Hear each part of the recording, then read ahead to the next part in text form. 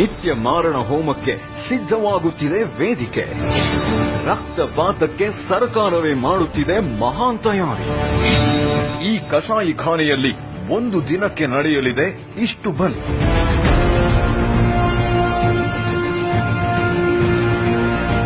ಒಂದೇ ದಿನದಲ್ಲಿ ಇಷ್ಟಾದ್ರೆ ತಿಂಗಳ ಲೆಕ್ಕ,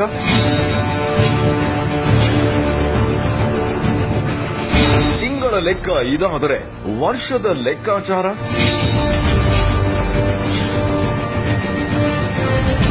ಕುರಿ ಹಂದಿಯ ಹೆಸರಿನಲ್ಲಿ ಗೋಹತ್ಯೆಗೆ ನಡೆದಿದೆ ಸಂಚು. 400ರ ಸಂಖ್ಯೆ ಲೆಕ್ಕಕ್ಕೆ ಮಾತ್ರ. ನಿತ್ಯವೂ ಹತ್ಯೆಯಾಗಲಿರುವ ಗೋವುಗಳಿನ್ನೆಷ್ಟೋ.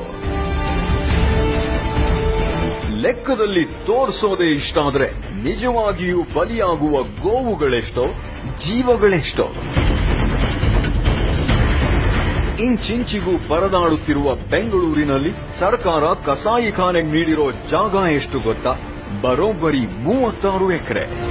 ಖರ್ಚಾಗುತ್ತಿದೆ 64 ಕೋಟಿ. ಮೇವಿಲ್ಲದೆ ಗೋವುಗಳು ಪರದಾಡುತ್ತಿವೆ. ನಮ್ಮ ತೆರಿಗೆ ಹಣ ಕಸಾಯಿಖಾನೆ ಪಾಲಾಗುತ್ತಿದೆ. ಇದು ನಮ್ಮೂರಿನಲ್ಲಿ ನಡೆಯುತ್ತಿರುವ ಅನ್ಯಾಯ. ನಾವಲ್ಲದೆ ಇನ್ಯಾರು ಬಂದಾರು? ಸರ್ಕಾರವನ್ನ ಅಧಿಕಾರದಿಂದ ಕೇಳೋಣ.